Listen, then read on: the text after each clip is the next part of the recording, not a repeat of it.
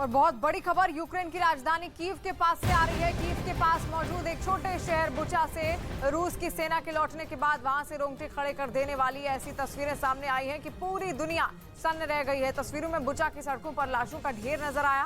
कम से कम 22 लोगों की लाशें पाई गई हैं, जिसके बाद European union, America, Britain, Poland और इटली जैसे कई सारे देशों ने एक सुर में रूस की कई शब्दों में निंदा की है और उसे सजा देने की मांग भी उठाई है। यूक्रेन ने तो रूस की क्रूरता को आतंकी संगठन आईएसआईएस से भी बदतर बता दिया।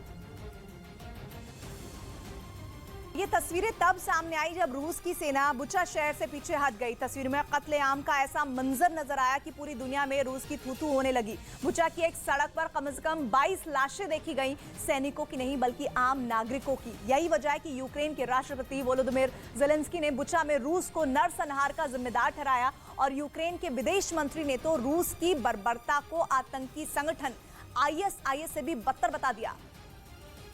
क्योंकि वीडियो में बुचा शहर कब्रिस्तान बना दिखा।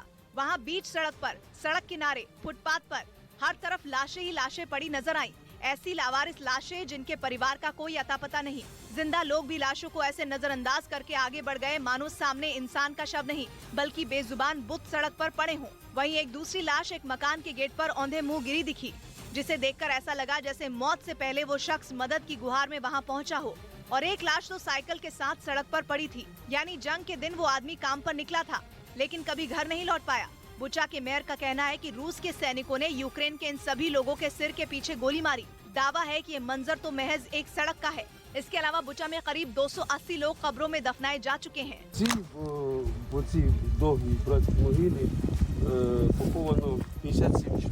करीब 1 महीने तक जंग लड़ने के बाद तस्वीरों में बुचा बिल्कुल बर्बाद नजर आया। वहाँ कहीं बीच सड़क पर गाड़ियाँ पलटी नजर आईं, तो कहीं कारें कबाड़ में बदली दिखी।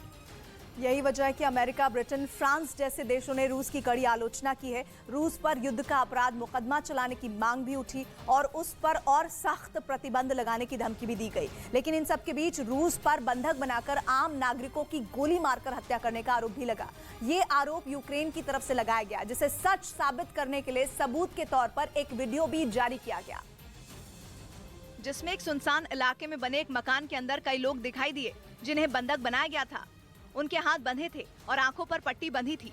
इसके अलावा उन्हें दीवार की तरफ सिर करके बैठाया गया था। वीडियो के एक हिस्से में कई लोग घुटनों के बल भी बैठे दिखे। इस दौरान वहां हथियारों से लैस कुछ सैनिक नजर आए। यूक्रेन का आरोप है कि रूसी सेना के जवानों ने पहले शहर के कुछ नागरिकों को बंधक बनाया और फिर पूछताछ के दौरान उनके घुटने में गोली मार दी। यही नहीं, आरोप ये भी लगाया गया कि पुतिन के सैनिकों ने बंधक बनाए गए 5 लोगों की गोली मारकर हत्या तक कर दी। वहीं बुचा के अपने कब्जे में आने के बाद यूक्रेन के राष्ट्रपति वोलोदिमीर ज़ेलेंस्की वहां का हाल जानने के लिए पहुंचे। ज़ेलेंस्की का ये दौरा इसलिए खास है क्योंकि रूस से जंग छिड़ने के बाद से वो राजधानी कीव में ही है, लेकिन ये शायद पहली बार है जब वो कीव से बाहर निकले हैं। उन्होंने बुचा में आम लोगों से मुलाकात की और हालात जल्द ठीक करने का भरोसा दिया। लगे हाथ उन्होंने रूस को इस नरसंहार का जिम्मेदार ठहराया। असल में यूक्रेन से उसकी राजधानी कीव को हथियाने के लिए रूस ने उसके पास बुचा जैसे छोटे शहर को मोहरा बनाया था और वहां करीब 1 महीने से बम गोले दाग दाग कर कोहराम मचाया हुआ था। लेकिन जब कुछ हाथ नहीं आया तो रूस की सेना बुचा से पीछे हट गई।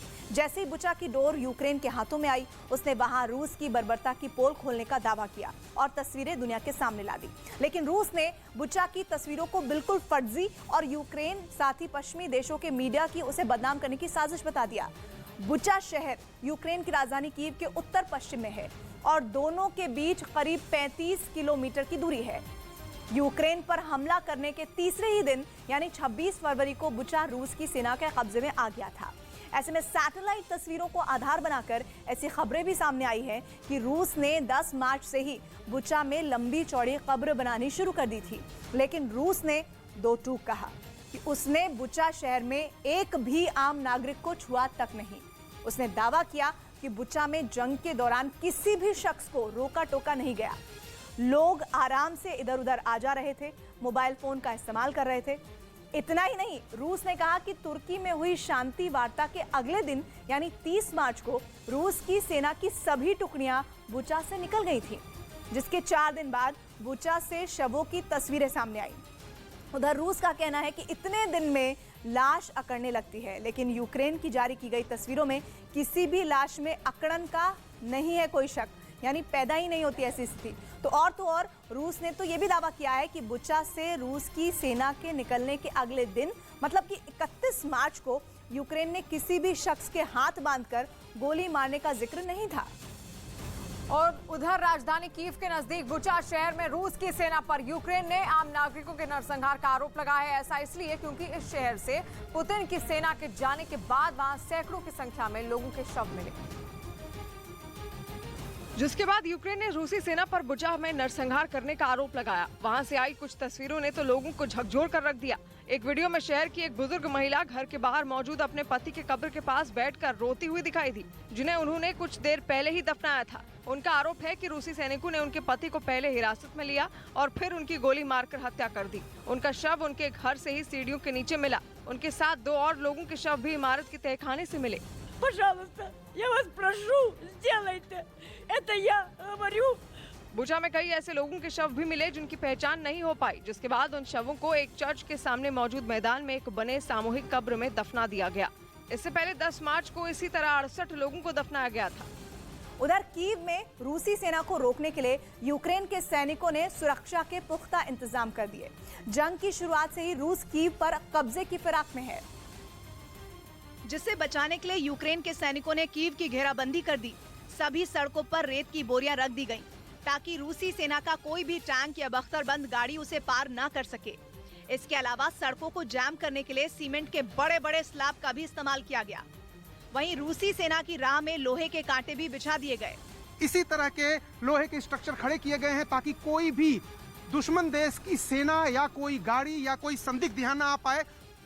इसके साथ ही सेना के जवानों को चप्पे चप्पे पर तैनात कर दिया गया, जो सभी गाड़ियों की तलाशी लेने में जुटे रहे। राजधानी कीव की सभी बड़ी इमारतों की भी सुरक्षा बढ़ा दी गई। वहीं यूक्रेन में जारी जंग के बीच रूस ने अमेरिका के राष्ट्रपति बाइडेन पर बड़ी साजिश रचने का आरोप लगाया और अमेरिका पर रूस और बेलारूस की सीमा पर जैविक हथियारों की फैक्ट्रियों का नेटवर्क तैयार करने की बात कही, जिसके लिए बाइडेन के खास गेम प्लान के तहत अमेरिकी रक्षा मंत्रालय पेंटागन की ओर से फंड दिए जाने का भी दावा किया। यही नहीं, रूस ने इन फैक्ट्रियों में नए जैविक हथियार तैयार करने पर काम होने का भी आरोप लगाया। रूस की ओर से इन आरोपों के समर्थन में अहम सबूत मिलने का भी हवाला दिया गया। रूस ने यह आरोप अब सीधे लगा दिया है, जिससे पूरी दुनिया में खलबली मच गई है। रूस ने आरोप लगाया है कि बेलारूस और रूस की सीमा के पास यूक्रेन में अमेरिका की मदद से जैविक हथियार तैयार करने का काम चल रहा है। कुछ दिन पहले रूस ने यूक्रेन में अमेरिका के नियंत्रण वाली जैविक हथियारों की लैब की जांच के लिए एक जांच आयोग के गठन का भी ऐलान किया था। और इसके साथ ही रूस ने अमेरिका पर खुद को बचाने के लिए जैविक हथियारों की लैब के मुद्दे से ध्यान भटकाने की कोशिश करने का भी आरोप लगाया। इससे पहले भी रूस ने दावा किया था कि अमेरिका ने एक बड़े षड्यंत्र के तहत यूक्रेन के जैविक लैब में एंथ्रेक्स और प्लेग बैक्टीरिया बनाने पर काम किया, ताकि उन्हें रूस के खिलाफ इस्तेमाल किया जा सके। जर्मनी ने पहले विश्व युद्ध में एंथ्रेक्स नाम के इसी बैक्टीरिया को जैविक हथियार बनाया था और दुश्मनों के घोड़ों और जानवरों में इन्फेक्शन फैलाया था। जैविक हथियार यानी बायोलॉजिकल वेपन एक ऐसा हथियार जो बिना धमाके के किसी भी देश को तबाह कर सकता है। मतलब ये कि जब बैक्टीरिया और वायरस का इस्तेमाल जानबूझकर इंसानों में इन्फेक्शन फैलाने के लिए किया जाता है तो इसे जैविक हथियार कहते हैं। जैविक हथियार कम से कम समय में बहुत बड़े क्षेत्र में तबाही मचा सकता है। ये लोगों में ऐसी बीमारियां पैदा कर देते हैं कि वो या तो मरने लगते हैं या दिव्यांग हो जाते हैं या फिर दिमागी तौर पर बीमार हो जाते हैं। और इस वक्त की बड़ी खबर सामने आ रही है, यूक्रेन पर परमाणु हमला नहीं करेगा रूस। यूएन में रूस के प्रतिनिधि का बड़ा दावा इसको लेकर सामने आ रहा है। परमाणु बम के इस्तेमाल से फिर से इनकार किया है यहाँ पर रूस ने, क्योंकि लगातार खबरें सामने आ रही थी कि कभी भी रूस और ज्यादा आक्रामक हो सकता है यूक्रेन पर और परमाणु हमला कर सकता है, जिसको लेकर दुनिया भर में चिंता जताई जा रही थी। लेकिन अब रूस ने एक बार फिर से इस बात से पल्ला झाड़ लिया है। वहीं यूक्रेन के पूर्व राष्ट्रपति पेत्रो पोरोशेन्को ने न्यूज 18 से एक्सक्लूसिव बातचीत में पुतिन को झूठा करार दिया और बुचा में हुई बर्बरता के लिए दो टूक कहा कि वो कसाई है। मिस्टर पेत्रो पोरोशेंको है, former president of Ukraine. Mister president, former president, what is the situation, ground situation here? This situation, we were the first who entered Bucha, and when we knock in the door, opening and saving the people will not believe that they are not Russian, that they are Ukrainian. And it's impossible for the person with a normal mental ability just to accept what's going on there. The whole streets was covered with the dead people, and this is not just a behavior of the United States. This is the behavior of the world. This is the behavior of India, and you from here, being an eyewitnesses, can tell that this is the crimes against humanity. This is not anything else. This is the behavior of Putin, like a butchery, blood butcher, and what we need a solidarity with the world, including the solidarity with India, including isolation of Russia, isolation of Putin, and isolation with the energy question. Stop buying Russian oil. You are not buying very much in India, but please stop buying Russian oil. Make an international isolation, make economic isolation, any isolation, and that can bring, the sanction can bring the whole world to the peace.